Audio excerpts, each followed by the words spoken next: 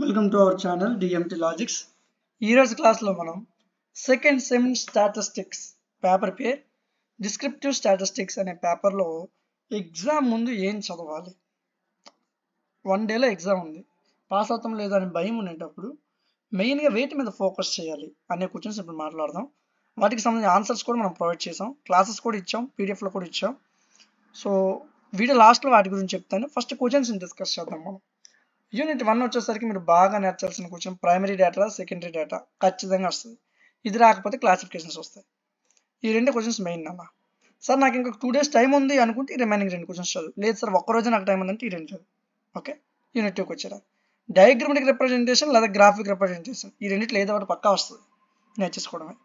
Unit 3కి వచ్చేసరికి mean, median, mode, ఇవి నేర్చుకుంటే చాలు. మన దరిద్రం బాగాలేకపోతే, మన అదృష్టం బాగాలేకపోతే సెంట్రల్ టెండెన్సీ యొక్క మెజర్స్ అడుగుతుంటాడు, అంటే పేపర్ టఫ్ చేయాలంటే. లేకపోతే మీన్, మీడియన్, మోడ్ మీద ప్రాబ్లం వస్తుంది. 10th నుంచి చేస్తున్న లెక్కలు అవి ఈజీగా చేసేవచ్చు. యూనిట్ 4కి వచ్చేద్దాం.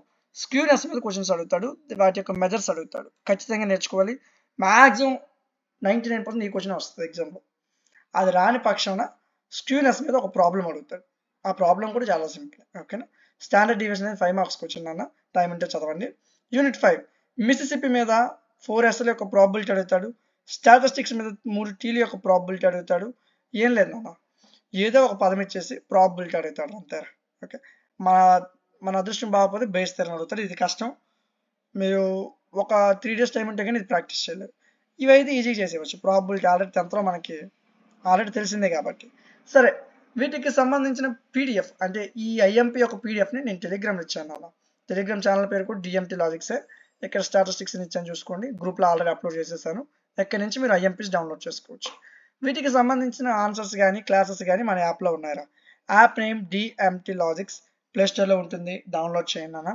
ఇందులో మీకు ఎనీ సెమిస్టర్ ఫస్ట్ రిజిస్ట్రేషన్ అడుగుతుంది. మీ నెంబరు, మీ ఫోన్ నెంబరు, మీ పేరు, మీ మెయిల్ ఇస్తే సరిపోతుంది, మీ రిజిస్ట్రేషన్ అయిపోవచ్చు.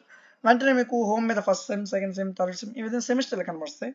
సెకండ్ సెమ్ మీద క్లిక్ చేయండి. ఇదిగో ఫస్ట్ స్టాటిస్టిక్స్, డిస్క్రిప్టివ్ స్టాటిస్టిక్స్ అని కనబడుతుంది కదా, జస్ట్ 49 రూపీస్ ఉంటుంది అన్న. పీడిఎఫ్ ఉంటుంది, వీడియో క్లాస్ ఉంటాయి, మీరు ఎనీ ఛానల్ చూసుకోవచ్చు. 500, 600, 700 ఇలా ఉంటాయి ప్రైసెస్. కానీ మన ఛానల్లో, మన యాప్లో మీరందరూ పాస్ అవ్వాలి, ఎవరు బ్యాక్లాగ్స్ ఉంచకూడదు అని మంచి ఉద్దేశంతో స్టార్ట్ చేశాను నేను. 49 రూపీస్ పెద్ద విషయం కాదు, బ్యాక్లాగ్స్ ఉంచొద్దు, 49 రూపీస్ కోసం ఆలోచించొద్దు. జస్ట్ ఇలా పేమెంట్ చేసిన వెంటనే పీడిఎఫ్ క్లాసులు యాప్లోనే ఓపెన్ అయిపోతాయి. జస్ట్ ఎగ్జామ్కి వెళ్ళే ఒక 2 to 3 hours ముందు ఆ పీడిఎఫ్, ఆ క్లాసెస్ చూసుకున్నా చాలు, ఈజీగా మీరు పాస్ అయిపోతారు. ఓకేనా, అక్కడ ఏం చెప్పి మరి చదివితే సరిపోతుంది అన్న. ఓకేనా, సో మీకు టైం ఉంటే ఒక 3 days ముందే తీసుకొని చదవండి. టైం లేకపోతే ఒక్క రోజైనా చాలు. జస్ట్ 49 రూపీస్ పేమెంట్ చేసిన వెంటనే ఓపెన్ అవుతుంది. మీకు ఎలాంటి ఇష్యూ ఉన్నా సరే ఈ యాప్లో మీకు రైట్ సైడ్లో వాట్సాప్ అని కనిపిస్తుంది, అక్కడ క్లిక్ చేయండి, డైరెక్ట్ నాకు వాట్సాప్ మెసేజ్ చేయొచ్చు మీకు ఎలాంటి డౌట్ ఉన్నా. ఓకేనా, సో అన్ని ఫెసిలిటీస్ ఇస్తున్నాము. అందరూ బాగా చదవాలి, అందరూ ఎగ్జామ్స్లో మంచి మార్క్స్ తెచ్చుకోవాలని మంచి ఉద్దేశంతో స్టార్ట్ చేసాం. సో మీ ఫ్రెండ్స్కి కూడా షేర్ చేస్తారని నేను ఆశిస్తున్నాను. ఇంకేమైనా సబ్జెక్ట్స్ కావాలంటే కామెంట్ సెక్షన్లో నాకు తెలియజేయండి.